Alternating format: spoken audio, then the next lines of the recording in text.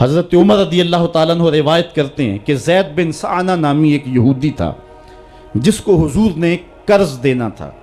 آقا کریم علیہ الصلوۃ والسلام دو جہاں کے مالک ہیں، لیکن حضور کا فقر اختیاری تھا۔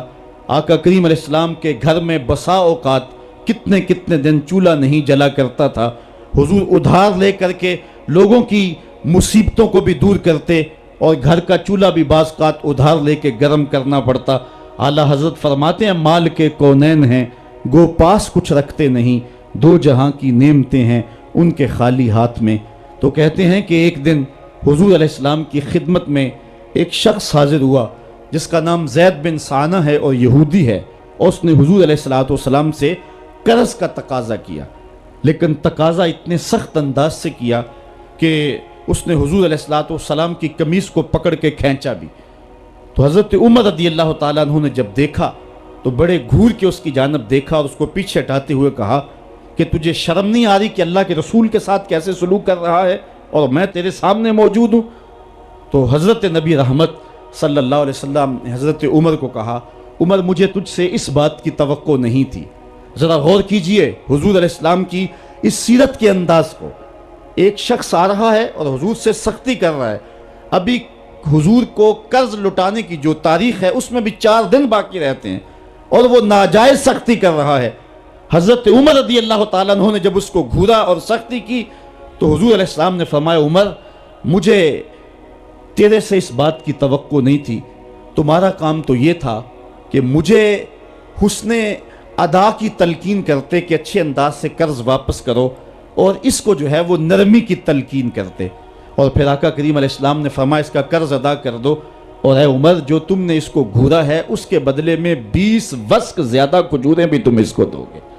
تو زید بن سعنہ نے جب حضور علیہ السلام کی اس سیرت اور اس کردار کو دیکھا، اور حضرت عمر رضی اللہ تعالیٰ عنہ 20 وسق اس کو کھجوریں دے رہے تھے، تو اس نے حضرت عمر کو بتایا کہ میں یہودی ہوں اور میں نے تورات کے اندر نبی آخر الزماں کی شان اور عظمتوں کے بیان کو پڑھا ہے، یہ بات ابھی رہ گئی تھی، باقی ساری نشانیاں میں نے حضور میں دیکھ لی تھی، اب یہ نشانی رہ گئی تھی، آج میں نے یہ بھی دیکھ لی۔ اور پھر وہ حضور کی خدمت میں حاضر ہو کر اسلام کے دائرے میں داخل ہو کر حضور کا عبدی غلام بن۔ حضرت معاذ بن جبل رضی اللہ تعالیٰ عنہ فرماتے ہیں کہ ایک دن حضور گلی سے گزر رہے تھے اور میں ایک جانور کی کھال اتار رہا تھا، اور مجھے کھال اتارنے کا طریقہ نہیں تھا، مجبوراً مجھے کھال اتارنا پڑی۔ تو حضور گزرے تو مجھے دیکھا کہ معاذ بن جبل کو کھال اتارنا نہیں آ رہی، تو حضور رک گئے اور آقا کریم نے فرمایا معاذ ٹھہرو ذرا میں تمہیں بتاتا ہوں کہ بکری کی کھال کیسے اتاری جاتی۔ اور آقا کریم آگے بڑھے اور حضور نے خود جو ہے وہ کھال اتاری، اور پھر مجھے فرمایا معاذ ایسے کھال اتارا کرتے ہیں۔ آج ہم اپنے بڑے پن کو اور اپنی عظمت کو اس انداز سے لوگوں کے سامنے رکھنا چاہتے ہیں کہ ہم جو ہے وہ ٹشو کا ایک ٹکڑا بھی نہیں پکڑ سکتے، اور وہ بھی پکڑانے کے لیے ہمارے پاس ایک خادم موجود ہوتا ہے۔ لیکن آقا کریم علیہ السلام کی زندگی اور حضور علیہ السلام کی سیرت کی سادگی کا حسن اور جمال یہ ہے کہ حضور اپنے کپڑوں کو خود مرمت کر لیتے ہیں اور اپنے دیگر کام خود کرتے ہیں اور بطیب خاطر کرتے ہیں، اور اس میں کوئی چیز اپنے لیے شرمندگی کی محسوس نہیں کرتے ہیں۔ حضرت حسن رضی اللہ تعالی عنہ حضور علیہ السلام کے نواسے بھی ہیں اور آقا کریم علیہ السلام کی صحابیت کا شرف بھی پایا ہے۔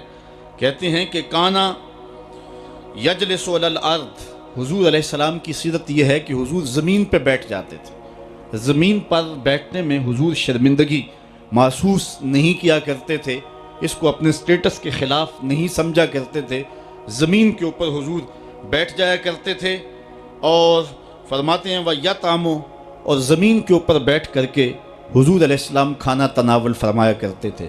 حضور کی عادت یہ تھی کہ آقا کریم جب بھی کھانا کھاتے تو حضور جھک کر کے کھانا کھاتے۔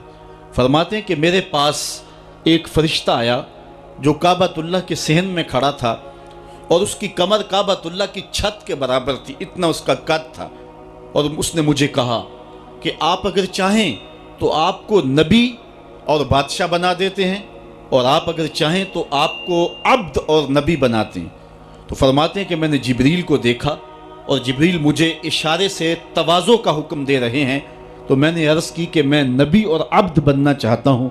تو جب یہ بات حضور نے کہی تو فرمایا عائشہ اگر میں نبی اور بادشاہ بنتا تو یہ جتنے بھی پہاڑ ہیں یہ سونا بن کے میرے ساتھ چلتے، لیکن میں نے اس بات کو اختیار نہیں کیا.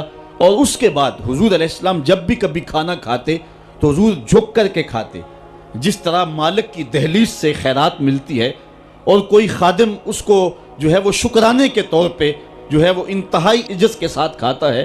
ساری زندگی حضور نے کھاتے اور پیتے ہوئے تکیہ نہیں لگایا، ہاتھ میں پلیٹ پکڑ کے اکڑ کے یا ٹہل کر کے یا جو ہے وہ بالکل سیدھے ہو کے نہیں، تھوڑا سا جھک کر کے بغیر تکیے کے حضور علیہ السلام کھانا کھانا پسند فرمایا کرتے تھے.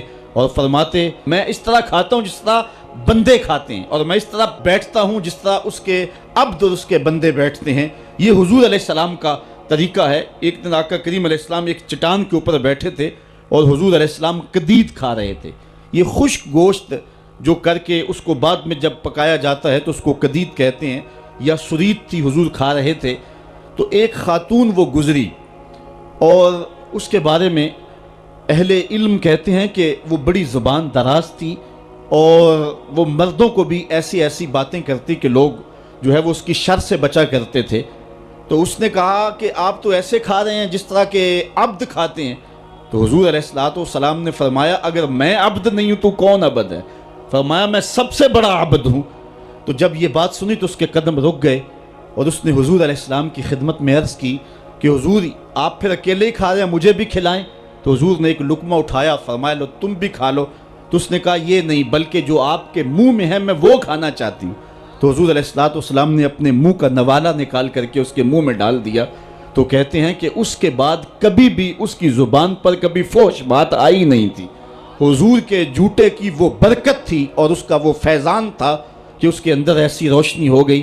پہلے وہ سخت لعان تھی، گالیاں دینے والی تھی اور فحش گفتگو کرنے والی تھی، لیکن حضور علیہ السلام کے جوٹے کی برکت سے اللہ تعالیٰ جل شانہ نے اس کی زبان کو حسن بھی دے دیا اور جمال بھی عطا فرما دیا. تو حضور علیہ السلام کی عادت تھی کہ آقا کریم زمین پہ بیٹھ کے کھاتے، جھک کے کھاتے. فرماتے میں ایسے کھاتا ہوں جس طرح عبد کھاتے ہیں. وَيَلْبَسُ الْغَلِيظ، اور آقا کریم علیہ السلام موٹے کپڑے پہنتے تھے. باریک ترین کپڑے پہننے سے حضور نے گریز کیا ہے. اور یہ وَيُطِيلُ الصَّلَاةَ، اور حضور کی نماز لمبی ہوا کرتی تھی. وَيُقَصِّرُ الْخُطْبَةَ، اور خطبہ حضور مختصر فرمایا کرتے تھے.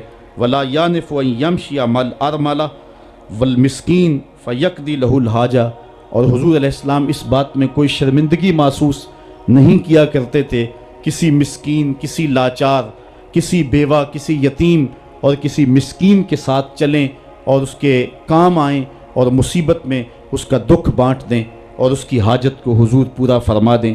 یہ حضور علیہ السلام کی سیرت کے وہ روشن پہلو ہیں کہ آقا کریم علیہ السلام کی سیرت زمانے کے سامنے ایسا نور بانٹتی ہے، ایسے اجالے پھیلاتی ہے. ایک شخص نے حضور علیہ السلام سے وعدہ کیا کہ آپ یہاں رکیں اور میں ابھی آتا ہوں. تو آقا کریم علیہ السلام اس کے انتظار میں وہاں رکے. 3 دن گزر گئے اور وہ نہ آیا، چونکہ حضور وعدہ کر چکے تھے کہ میں تیرے آنے تک یہاں رہوں گا. تیسرے دن اس کو جا کے یاد آیا تو وہ واپس پلٹا. تو آقا کریم نے جواب میں صرف اتنی بات کہی. آپ نے فرمایا یا فتح قد شککت علیہ، اے نوجوان تو نے تو مجھ کو مشقت میں ڈال دیا. لوکی سجدہ کعبے نو کر دے، لوکی سجدہ کعبے نو کر دے، ساڈا سجدہ یار پیارے نو، ساڈا سجدہ یار پیارے نو، ساڈا سجدہ یار.